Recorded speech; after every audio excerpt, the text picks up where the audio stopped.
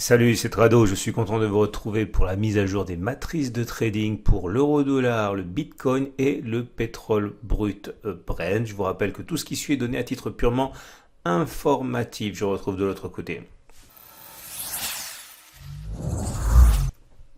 On va donc commencer par l'euro-dollar en données journalières et comme vous pouvez le voir, la résistance la plus proche est à 1,0983.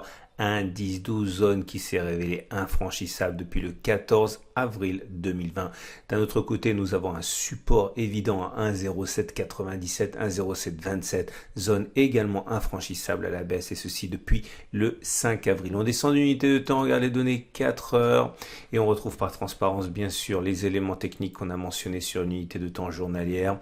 Sur cette unité de temps 4 heures, la tendance de fond est haussière avec une moyenne mobile à 50 périodes qui monte. Par contre, la tendance à plus court terme donnée par la moyenne mobile à 20 périodes est descendante, donc on est en tendance baissière à court terme, tendance de fond toujours haussière. Ceux qui ont néanmoins un biais haussier attendent une réaction sur la zone sur laquelle nous sommes actuellement, comprise entre 1,0865 et 1,0894. C'est une zone de résistance qui a été cassée, qui a donc théoriquement changé de polarité et qui pourrait intéresser les traders qui ont un biais haussier si il y a un signal bien sûr qui se matérialise. Ceux qui par contre préfèrent se mettre dans le sens de la baisse attendent sans doute un nouvel échec sur les 1,0943, 1,1012 pour tenter de saisir au bon une impulsion baissière.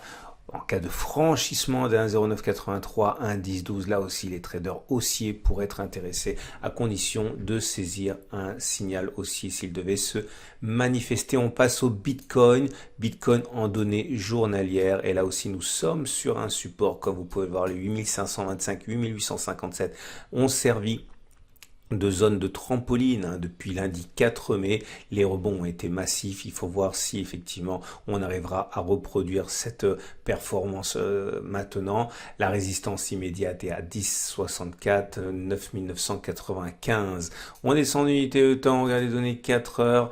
La tendance est plutôt baissière. Vous le voyez, les cours sont en dessous de la moyenne mobile à 50 périodes, en dessous de la moyenne mobile à 20 périodes qui descend. Ceux qui veulent se mettre dans le sens de la tendance baissière attendent sans doute que l'on franchisse l'obstacle, en particulier cet obstacle qui nous a bloqué en données 4 heures à 8145 à peu près.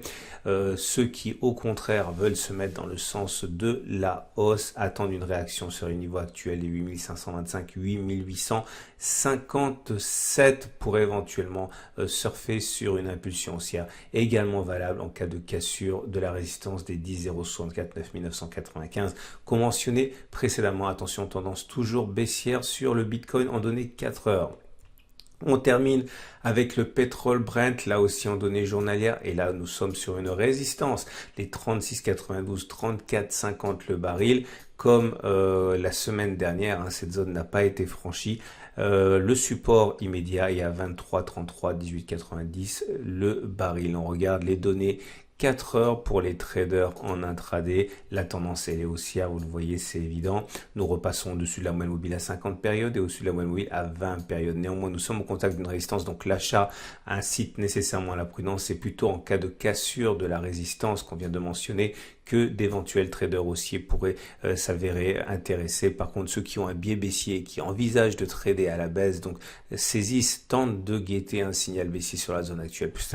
C'est une zone tracée sur l'unité de temps supérieure qui a donc vocation à être difficile à passer sur les données intraday. Voilà, je vous rappelle que vous pouvez retrouver l'actualité, les signaux, les calendriers économiques qui pourraient influencer les marchés qu'on vient d'analyser. Vous trouverez à la fin de cette vidéo l'analyse de moyen terme sur les indices et également la préparation de semaines de trading sur les indices, c'est-à-dire France 40, Allemagne 30, Wall Street, l'équivalent CFD du CAC, du DAX et du Dow Jones. Je vous dis à très bientôt pour notre analyse technique.